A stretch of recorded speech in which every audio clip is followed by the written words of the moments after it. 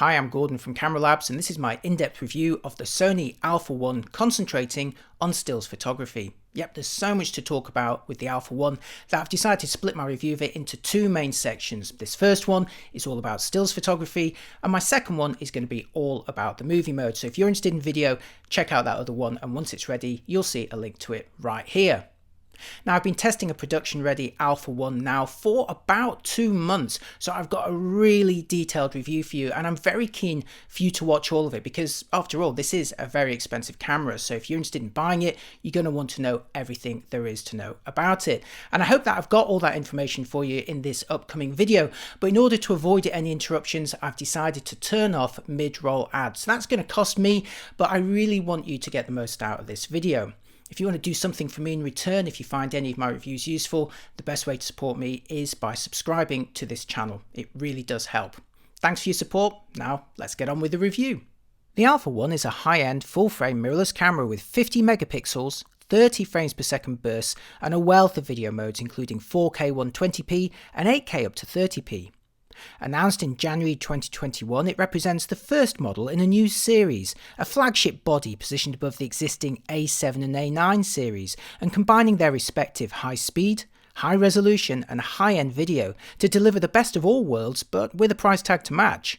At around $6,500 or pounds for the body alone, it's the most expensive Alpha to date, similar in price to a Canon 1DX Mark III or Nikon D6 or indeed their upcoming mirrorless successors.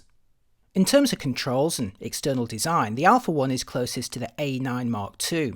On the upper left side you'll find the twin-tiered lockable dials of the A9 II for drive and focusing modes, although a new H+ mode has been added to the upper dial, while the lower one has switched the order of the AF modes and adjusted the styling.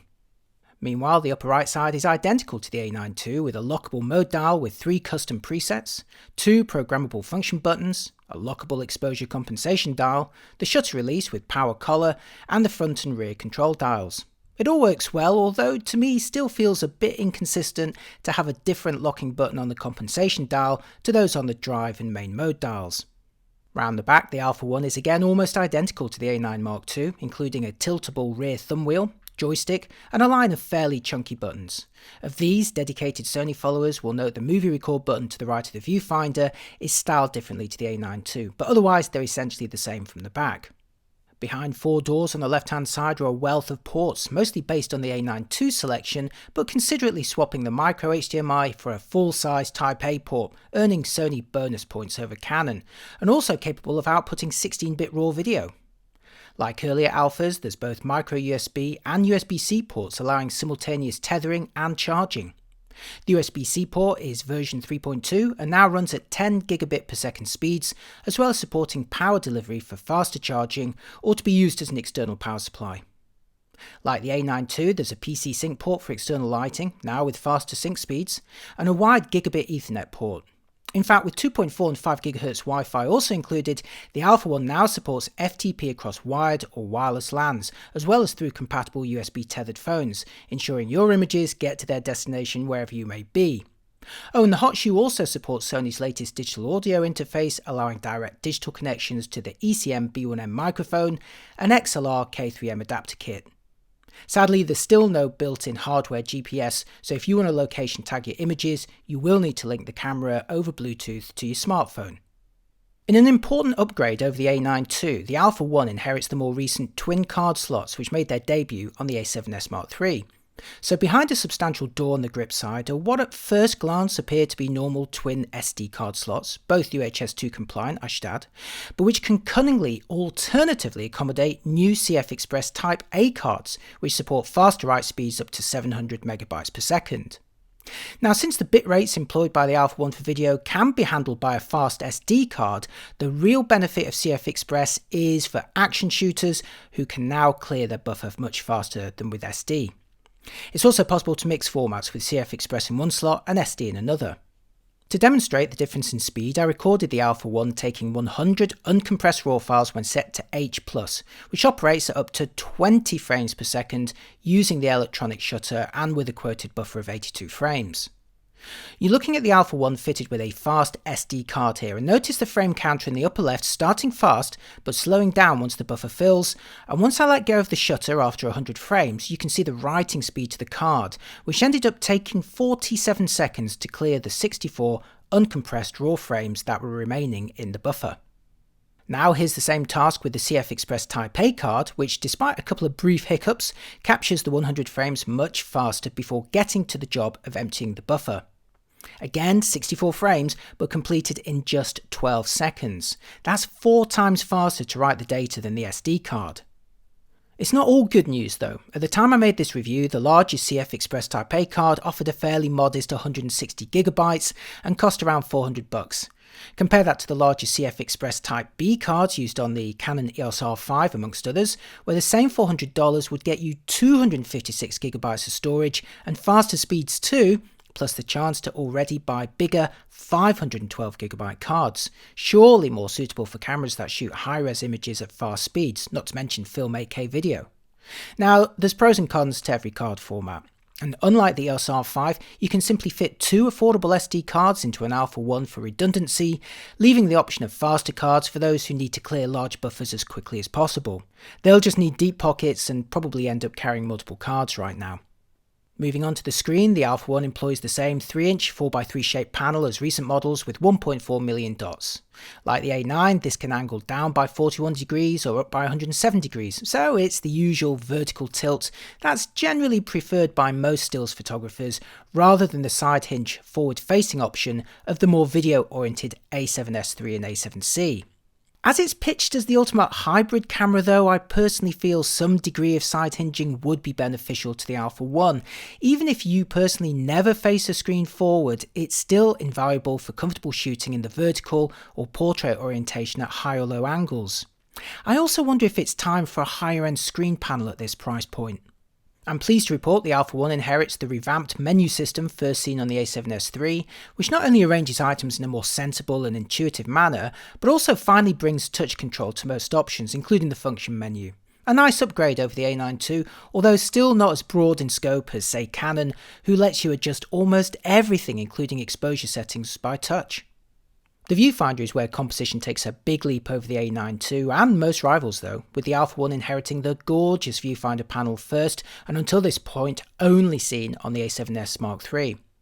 So you're getting a 9.44 million dot panel with a huge 0.9 times magnification, which not only delivers a larger and more detailed view than most rivals, but now also runs at up to 240 frames per second, double that of the A7S III.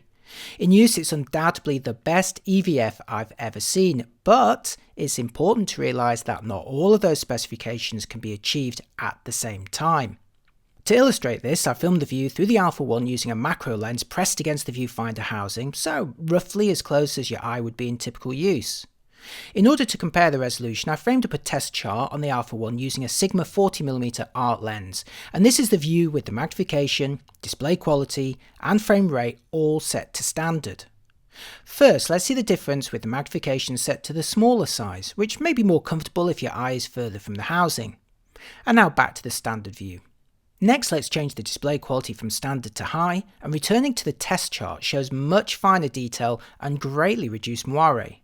Now, I filmed this in 4K, but the viewfinder resolution actually exceeds this, especially since it's not filling the capture area, so I switched to high resolution still photos to better compare the viewfinder resolving power.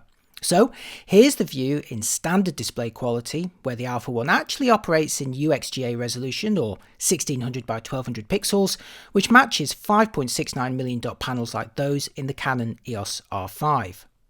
Now for the image when the display quality is set to high, where you're seeing the full resolution of the 9.44 million dot panel, now operating in Quad XGA or 2048 by 1536 pixels. Now that doesn't sound like a huge leap in linear terms, but if I enlarge both images and place them side by side with the standard mode on the left and high mode on the right, you'll see the latter makes a significant difference in practice. In real life, it looks so much better, especially when photographing detailed landscapes or when performing precise manual focusing. So why wouldn't you want high quality on all the time? Well, it's because it's only available at the lowest 60 frames per second refresh rate, which may be fine for mostly static subjects, but less useful for moving ones. If I return to my filmed version of the viewfinder and increase the frame rate from standard to high for a boost to 120 frames per second, you'll now see the resolution drops back to standard UXGA. The view may now be smoother when following moving subjects, but the compromise is a less detailed image through the viewfinder. So what about that new 240 frames per second mode? Switching the frame rate to the higher option not only operates at the same reduced UXGA resolution as the 120 frames per second mode, but it's now also forced to shrink the viewfinder magnification too. So you only get the maximum viewfinder size and resolution at 60 frames per second, and you only enjoy the maximum viewfinder frame rate at a reduced resolution and size. Now, remember, none of this affects your final images, only your experience through the viewfinder. In practice, the different modes are a bit like balancing the resolution and frame rate of modern video games, and I found it quick to get used to the benefits of each. As a mostly landscape shooter, I'd personally leave the quality set to high, as the 60 frames per second rate wasn't an issue for those subjects. But when shooting action, like panning quickly to follow the subject, the higher frame rates were definitely an advantage, with even the reduced size at 240 frames per second being an acceptable compromise. In fact, at 240 frames per second, the refresh became imperceptible to me, and the closest I've personally seen to an EVF come to the fluidity of an optical viewfinder. I also filmed and photographed other viewfinders, so I'm going to make a separate video comparing them if you're interested. But set to high quality, nothing other than the A7S Mark III currently matches the Alpha 1's viewfinder size and detail. For power, the Alpha 1 unsurprisingly employs the FZ100 of recent models, and again can charge it in camera over USB. Sony's quoting 430 photos with the viewfinder, or 530 with the screen under SEPA conditions, which is a little less than quoted for the A7S III. In practice though, if you exploit the electronic shutter, you'll get many more shots per charge. In terms of video, I managed to record over an hour and 20 minutes of 8K on a single charge, and in a single clip with no overheating either, but more about that in my separate review of the video features. In terms of overall physical design, the Alpha 1 takes the best parts of the A9 II and A7S III to become Sony's most refined mirrorless body to date, but equally the look and feel isn't a world apart from those previous models. In fact, it's almost identical. Now, considering the Alpha 1 is a flagship model in a brand new series that costs $3,000 more than the A7S Mark III, I don't think it's unreasonable to want something at least a bit different from the exterior design. Now, as a camera that specialises in fast sports and action, I think it would have benefited from a chunkier body with a built-in vertical grip, something like a Canon 1DX3 or Nikon D6, but scaled down a bit, not dissimilar in fact to the Olympus EM1X. I realise you can fit an optional battery grip to the Alpha 1, but it's not the same as having it built in from day one, with the additional real estate accommodating extra buttons or displays or a bigger battery pack. I spoke to Sony and they explained they were targeting mobility and pros who may be carrying more than one body, and I understand that, but I personally think there'd still be demand for something a bit more substantial, and that's maybe what's partly holding back some professional sports shooters from switching from DSLR to mirrorless. Indeed, it's revealing Nikon's upcoming Z9 flagship mirrorless camera has a built-in grip like a D6, and I can't imagine Canon won't do the same for its inevitable pro mirrorless body. Since Canon hadn't announced anything at the time I made this review, and Nikon's only released a photo of its model, I feel this was an opportunity for Sony to beat them to it, but that's just my personal feeling. What do you think? Right, now it's time to delve into the performance, where I'll look at the photo quality, focusing, and burst shooting in practice. The highlight of the Alpha 1, like so many Sony cameras, is the sensor, in this case a brand new 50 megapixel stacked design that delivers both high resolution and fast speed. Combined with the dual Bionz XR processors, the Alpha 1 can shoot 50 megapixel images at up to 30 frames per second using the electronic shutter, a capability that leaves everything else in the dust. Now, as always with electronic shutters, there are caveats regarding achieving that highest performance, and I'll go into those in just a moment. But on paper anyway, the Alpha 1 represents a big upgrade over anything that came before it, even the A9 Mark II, which only shot 24 megapixel images at 20 frames per second. But as always, the most important questions are whether you'll actually achieve this speed in practice, and more importantly beyond that, whether you even need it. So what does a 30 frames per second burst actually look like? Well, here's a burst of 30 frames I took with the Alpha 1's electronic shutter and the FE135mm 1.8 lens. I checked the timestamps, and this really is just one single second's worth of action. You may be surprised just how much a bird actually moves during this time, and grabbing 30 frames gives you lots of poses to choose from, while the resolution provides plenty of latitude for cropping. I'll show more examples in a moment. In a first for an alpha, you can choose whether the shutter is open, as normal, or closed when powered down. Now, we've seen this before on the higher end EOS R bodies, where a closed shutter can help prevent dust on the sensor, but do remember the shutter mechanism is a lot more delicate, so you may actually prefer it left open. Nice to now have the option though. Since the Alpha 1's headline specs require the electronic shutter, it's easy to dismiss the mechanical shutter altogether, but that wouldn't be fair because Sony has actually developed a brand new unit for the Alpha 1 rated at 500,000 actuations. Now, assuming that you're going to use a mix of mechanical and electronic shutter, that means that this unit could actually last for a very, very long time. It may be overlooked in favour of the electronic shutter, but I wanted to share the sound of its operation, which I grew quite fond of. Here's how it sounds for stills. And now for bursts at its maximum speed of 10 frames per second. The fastest mechanical shutter speed is 8,000th of a second. Switching to the electronic shutter allows the Alpha 1 to operate in complete silence and at shutter speeds up to 32,000th of a second.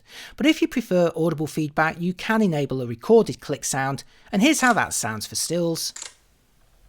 And now for bursts at the top speed of 30 frames per second. Most mirrorless cameras now offer silent shutter options, but Sony's worked hardest to avoid or at least minimise their often undesirable side effects, and the Alpha 1 becomes the most practical camera yet for fully electronic shooting. To help combat flicker and banding under artificial light, you can now adjust the shutter in very fine increments.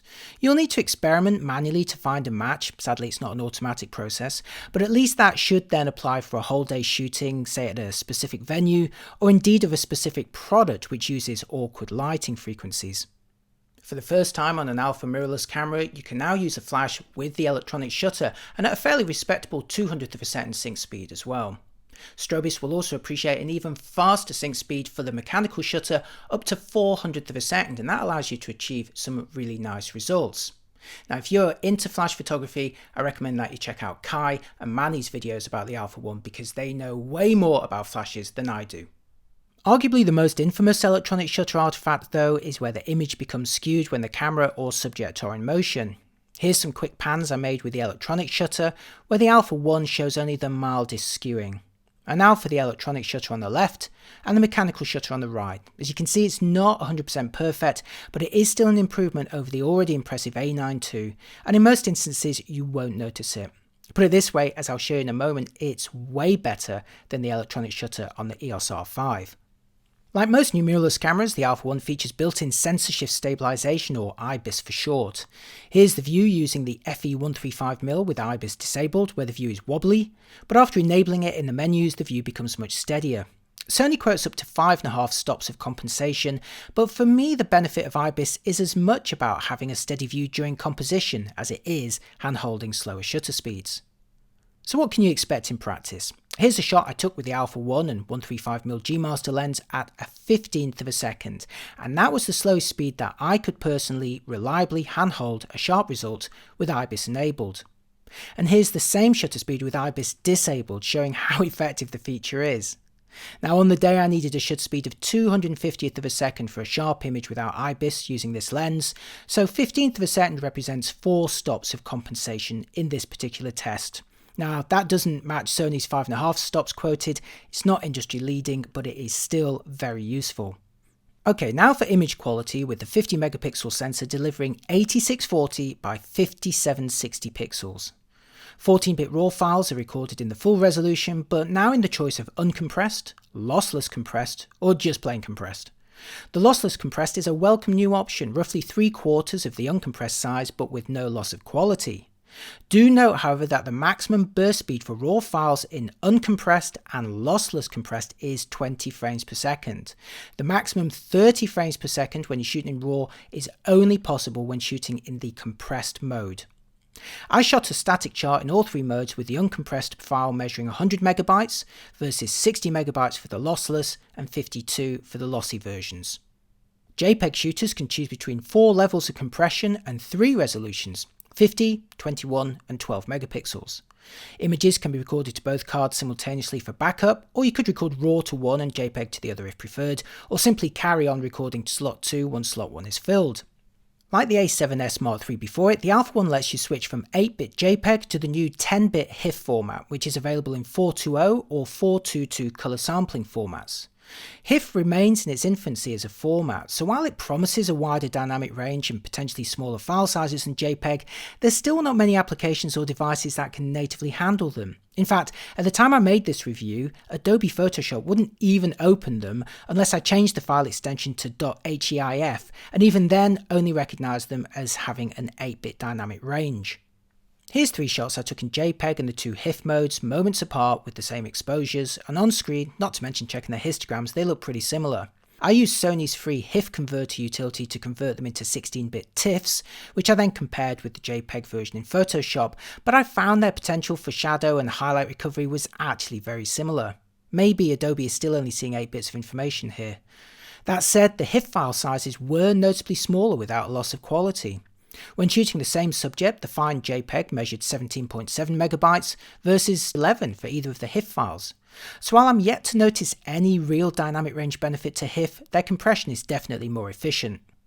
In terms of RAW dynamic range, here's the same scene opened in Adobe Camera Raw, where adjusting the highlight slider provides far greater recovery than the HIF file, at least using Adobe software, while boosting the shadows slider shows plenty of hidden details can also be recovered at the other end of the scale.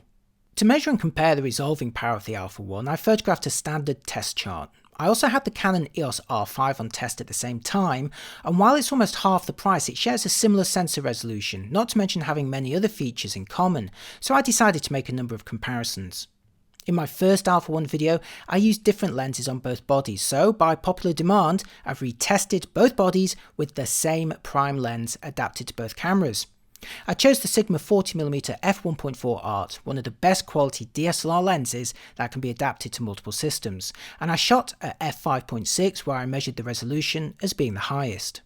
So here's my resolution chart, shot with the Alpha One using the optimal conditions and converted using Adobe Camera Raw using sharpening settings of 50, 0.5, 36 and 10 to really bring out the fine details. Zooming into those details reveals the Alpha One is actually just out resolving the chart when positioned to fill the frame. So for a more comfortable measurement, I reshot the chart from double the distance with both cameras. So here on the top is the Sony Alpha One, and on the bottom the Canon EOS R5, both using the exact same lens, the same aperture and the same RAW conversion settings. To show any difference at all here, I'm having to magnify the image by 20 times in Final Cut. 20 times, just think about that. Now technically this test confirms the Alpha One can slightly outresolve the EOS R5 under perfect conditions, but we're really pixel peeping to the extreme here, and I wouldn't choose one model over the other in terms of sensor resolution. Of course, if you just want the highest resolution image and aren't worried about recording a bunch of them as quickly as possible, there are a number of alternatives. If we're talking high resolution from a single frame, Sony's own A7R Mark IV features a 61 megapixel sensor, capturing 9504 by 6336 pixel images for around $3,000. That's less than half the price of the Alpha One at the time I made this review. Or for roughly the same price as the Alpha One, you could bag Fujifilm's GFX 100S, which employs a physically larger 102 megapixel medium format sensor, which captures images with 11648 by 8736 pixels. Now, neither of those cameras can grab those images at 30 frames per second, nor even anything close to that, which is the Alpha One's unique selling point. But if you don't need ultra-fast bursts, there are high-resolution options available. That said, the Alpha One can potentially deliver more than 50 megapixels worth of detail under the right conditions with its pixel shift mode. This captures 4 or 16 RAW files using IBIS to slightly nudge the sensor between each. These are then combined in Sony's imaging viewer application later to generate an image with potentially more detail. The Alpha One captures the burst faster than the A7R Mark IV did and now supports flash sync, but for all its processing muscle, it still doesn't perform the composite process in camera, something that Panasonic manages without difficulty. And annoyingly, the RAW files are still left loose in the main DCIM folder with nothing to identify them on a computer as part of a pixel shift sequence, unless you're browsing them with the Sony app. And like similar techniques on other cameras, it is best suited to completely static scenes shot from a very sturdy tripod, so think archive or product photography. To show what's possible, here's a single frame I took with the Alpha 1, and now here's a tightly cropped area. Note the subject's the same as a previous test video that I made, but this time I'm presenting it even tighter as the differences weren't as obvious as viewing in person. So now here's the same crop made from the 4-frame pixel shift mode, which essentially demosaics the image, maintaining the same 50 megapixel dimensions as before, but with higher colour resolution and reduced artifacts. I think it looks much crisper, but wait, we can do even better than that.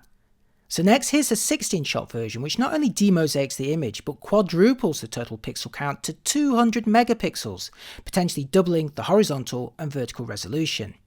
Now, in my initial A1 review video, you couldn't actually see much difference between this and the 4-shot version, so I'm presenting an even tighter view now to reveal those differences. And now for all three side by side for a direct comparison with the single frame on the left, the 4-frame pixel shift in the middle, and the 16-frame pixel shift on the right. Given a static subject, it can work a treat, but if anything's in motion, you're going to run into problems. Here's a landscape scene I took using the 4-shot mode, and while the static elements look crisp, there's undesirable artifacts around anything that moved, like the sea, birds in the sky, people, vehicles. In fact, there's a lot of stuff moving on almost every exterior frame. You'll also notice a lot of noise in this particular image, so further processing of the composite raw file is advised. But as seen in my still life example, there's a lot of potential given the right subject and conditions. I just wish Sony processed the files in camera, so you could check if you'd actually grabbed a successful image while you were still in the field. Next, I'll run through the Alpha 1's extended sensitivity range, which runs between 50 and 102,400 ISO. For this section, I used the FE 35mm 1.4 G Master, and I'm showing you RAW files processed with Adobe Camera Raw using 50, 0.5, 3610 sharpening, and with all noise reduction turned off. Now, these are deliberately aggressive settings to reveal what's going on behind the scenes, and in practice, you'd of course apply noise reduction for cleaner looking results. Now from these images, I'd say the Alpha 1 is clean and detailed up to 400 ISO, then begins to take a hit at 800 ISO and a bigger dent on fine detail at 1600 ISO. At 3200 ISO, noise artifacts have become quite visible under close inspection and steadily reduce the overall quality as the sensitivity increases. Now everyone's mileage varies, but I'd personally try my hardest to shoot the Alpha 1 below 3200 ISO and for the best quality at 400 ISO or even lower. Obviously, sports and wildlife shooters will invariably use much higher ISOs, and these can still look great, but as always, don't show the sensor at its very best. Moving on to focusing, the Alpha 1's twin Bions XR processors promise faster focusing and improved face and eye detection.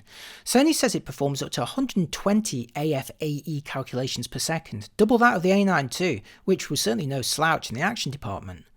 Okay, for my first test, I'm focusing between two bottles in single AFS mode using the FE 135mm 1.8 at 1.8, which I believe may be using a combination of phase and contrast detect for accuracy, so this isn't the maximum possible speed that you'll experience. Next, let's check out face and eye detection, and as before, for the best results, you should identify the type of creature you're aiming at, in my case mostly human. I'm using the FE 135 1.8 again here wide open, but this time with continuous AFC mode, and see how much faster it snapped onto me. Meanwhile, the wide area coupled with face and human eye detection effortlessly tracked me around the frame. Sony's always been very good at this, although I'd rank the latest Canons as now being equally good. New to the Alpha 1 is Bird Eye Autofocus, which must be selected from the subject menu for the best results. You're watching it now in a calm environment using the Sigma 100-400 DGDN, where the familiar eye detection AF area has successfully found the desired subject. But the bird here is dominant on the frame and not moving either, so let's try something more challenging. So here's a compilation of clips I filmed while photographing Brighton seagulls in flight with the Alpha 1 and FE 70-200 f4G. Now this is one of the oldest native FE lenses, and it's not on Sony's official compatibility list for supporting 30 frames per second on the Alpha 1, but in my test it did actually achieve the top speed nonetheless. I used the wide AF area here, allowing the camera to find the subject entirely by itself from the whole frame, and it's doing a great job at tracking the birds even in front of busy and often similarly coloured backgrounds. You'll notice the swarm of tracking AF boxes often takes a while to switch to the bird's eye though, sometimes waiting until it's become pretty large on the frame. You'll also see the graphical indication of the electronic shutter firing during these bursts. For a direct comparison, here's the Canon EOS R5 moments later, again fitted with a native 70-200 f4 zoom, although Canon's lens is a brand new model, so you'd expect it to perform better here. In my compilation of clips, again showing the electronic shutter in action, I'd say the R5's bird eye AF is finding it harder to initially identify and lock onto the bird, especially in front of busy backgrounds, but when it does, it identifies the eye and stays with it, or at least the bird's head, more confidently than the Sony, and from longer distances too. There's no doubt that bird eye AF is active here, whereas I sometimes wondered whether it was on the Sony. Canon also only asks you to select between human or animal, whereas the Alpha 1 has 3 separate settings for human eyes, animal eyes or bird eyes, and strangely doesn't show a different icon for whichever one you've selected. There's pros and cons to each system in practice, but one obvious difference was the far worse skewing on the R5 when panning quickly with the electronic shutter, sometimes elongating the birds unnaturally. So while Canon's bird IF proved more confident at finding and tracking actual eyes in this test, Sony's AF system did a better job at recognising a subject against a busy background, while its electronic shutter delivered better looking results and at faster frame rates, at least with the lenses I used. To avoid skewing on the Canon as the action swings past, you'll simply need to use the mechanical shutter, at which point the R5 is shooting at a top speed of 12 frames per second, or less than half that of the Alpha 1. Now, even if the Alpha 1 slows down due to the lens or the file format that you're using, the practicality of its electronic shutter means you'll still be firing faster than the R5's mechanical shutter. As I talk about the Alpha 1's overall handling experience for action, I'll show you a bunch of images I shot all using its electronic shutter in the H+ drive mode. For these images I used the old FE70-200 f4G, the recent 135 1.8G Master, and the even newer but third-party Sigma 100-400 DGDN, all wide open and using the wide area with human eye AF selected for the cyclists or runners, or bird eye AF for the seagulls in flight. Now, like most new cameras, some of the Alpha 1's top speeds come with caveats, including the AF settings, RAW compression, and the lens you're actually using. I tried the Alpha 1 with a wide variety of native lenses, some brand new, others several years old, and also experimented with different AF settings from the defaults to those recommended by Sony engineers and ambassadors, including Mark Gaylor. With the camera set to single AFS and H+ drive mode, I achieved the maximum 30 frames per second speeds from the Alpha 1's electronic shutter with all of the lenses I tried, including the 7-year-old FE70-200 f4G, as well as the much more recent 135 1.8 and Sigma 100-400 DGDN. Remember though, that was in single AFS mode. Set to continuous AFC mode, the speeds were much more dependent on the lens, the settings, and the subject. With the AFC priority set to balanced emphasis and standard tracking, I managed closer to 16 frames per second with the 70-200 f4G or 135 1.8 for cyclists and birds in flight.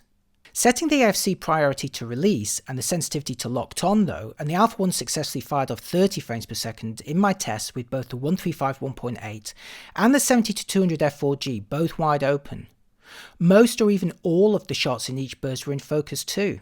Impressive, especially given the old 70-200 f4G isn't on Sony's 30 frames per second compatibility list. Unfortunately, this speed didn't extend to the Sigma 100-400 DGDN, which, despite delivering 30 frames per second in AFS single mode, wouldn't go above 16 frames per second in my tests when set to continuous AFC, regardless of the other AF settings. Don't get me wrong, I still got some great results from the Sigma zoom with most or all in focus, but I did lose the speed benefit of the Alpha 1. So if you want to exploit the full 30 frames per second for moving subjects, you'll need a Sony lens. Now, due to COVID restrictions, I was unable to photograph anything moving much faster than the birds or cyclists, and I also wasn't able to try out more demanding lenses like bright super telephotos. Ultimately, I'm not a professional sports or wildlife photographer, so if you want to know how the Alpha 1 performs under the toughest of action sequences, you'll obviously need to check out other people's reviews. But with the subjects I photographed, the Alpha 1 could certainly achieve 30 frames per second with a Sony lens and the right AF settings, while the electronic shutter delivered great looking images with minimal skewing artifacts. But while Sony may have trumped its rivals on sheer burst speed and the most practical electronic experience to date, it strangely still doesn't offer any kind of pre-capture mode. These have become quite common on many cameras and even phones, maintaining a rolling buffer of electronic stills or video which can then be dipped into during playback to extract a moment that happened just prior to fully pushing the shutter release button. Great for grabbing the moment a bird takes flight, but strangely and disappointingly absent here. It's missing from Canon's cameras too, but that's no excuse. There's also no focus bracketing either, which again is strange for any camera, especially one at this price point. Okay, it's finally time for my verdict on the Alpha 1, during which I'll show you a bunch of images I took with the camera and a variety of lenses. All are JPEGs out of camera and are available to download via my Alpha 1 review page at cameralabs.com, and I'll put a link below. The Sony Alpha 1 becomes the most powerful all-round mirrorless camera to date, essentially combining the best of Sony's existing A7 and A9 models. While Sony's previous bodies were also strong all-rounders, each had a speciality, whether it was the highest resolution from the A7R, most sophisticated video from the A7S, or sheer speed from the A9. Now the Alpha 1 gives you the best of all worlds in a single camera, no need to choose. Sure, the 61 megapixel A7R4 may slightly outresolve it, but the Alpha 1 comes very close to its photo quality, while outpacing the A9 Mark II on speed and delivering 8K video that's absent even on the A7S Mark III. There's literally nothing that can deliver this combination of top-end features, at least at the time I made this review. It all works well too. Lots of cameras exploit electronic shutters for fast speeds, but so far only Sony has managed to sufficiently minimise rolling shutter to actually make any of them practical for most subjects. Individual images are packed with more detail than most cameras, whether you're shooting individual frames or 30 of them a second, and the autofocus system consistently delivered an almost faultless hit rate, although you may need to adjust the settings and use Sony lenses for the fastest speeds. The degree of connectivity and workflow possibilities are impressive, and while the Viewfinder may force you to choose between detail, refresh rate and size, it still delivered the best overall experience I've seen from an electronic panel. And I know I'm not talking about video in this particular review, but as you'll discover in part 2, the quality in 4K and 8K is tremendous, while also avoiding the overheating limitations suffered by Canon.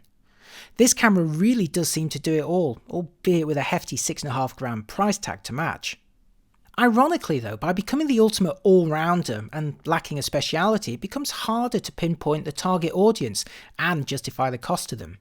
The Alpha 1 is supremely capable, but with models like Canon's EOS R5 coming very close in photo and video quality at a considerably lower price, Sony really has to push its truly unique selling point of shooting 50 megapixel images at 30 frames per second, something that the R5 cannot do.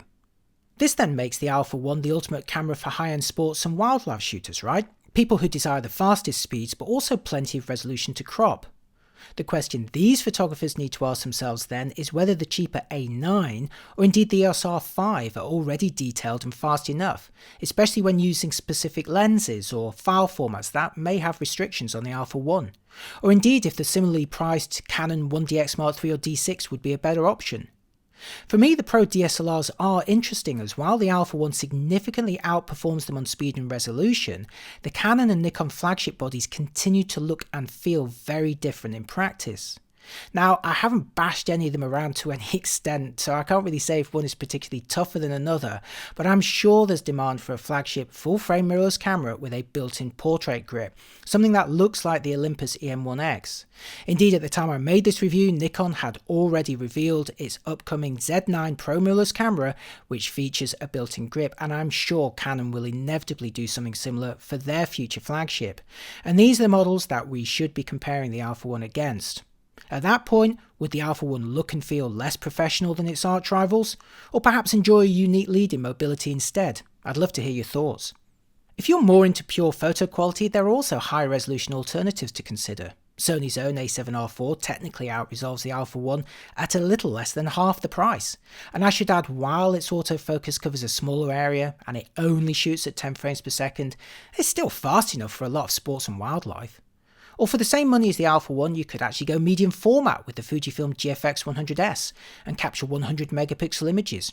Sure, there's fewer lenses available and building a system could end up costing more, but landscape, studio and portrait shooters may still prefer that route. Ultimately, the Alpha 1 is a jack of all trades and impressively a master of many of them too, but you have to ask yourself if you really need a camera that does so much at such a high level. So is that my complaint then, that it does everything so well that few people would actually exploit all of its capabilities and therefore justify spending the high price on it? Is it more a demonstration of Sony's unrivaled sensor technology trying to find a body and a customer? A few things are certain though, not least that it makes Canon's EOS R5 look like pretty good value. I can't wait to see what Canon and Nikon have planned for their pro mirrorless bodies. Until then, Sony has thrown down a truly impressive gauntlet. And that finally marks the end of what turned out to be a pretty long review. So if you made it all the way to the end, I salute you. You're clearly a discerning viewer of very great taste. And as I mentioned at the start, it involved an absolute ton of work. So if you found any of it useful, do please consider subscribing to this channel. It really does help it grow. And if you found it really useful, don't forget you could also, say, treat me to a cup of coffee, or treat yourself to my in-camera photography book, or perhaps a Camera Labs t-shirt. And I've got links to all of those, including the latest pricing for the Alpha 1, in the description below. So let me know what you think of the Alpha 1. Did Sony get it right? Are you more looking forward to what Canon and Nikon have up their sleeves? Let me know in the comments, and I'll see you next time. Thanks again for watching. Bye bye.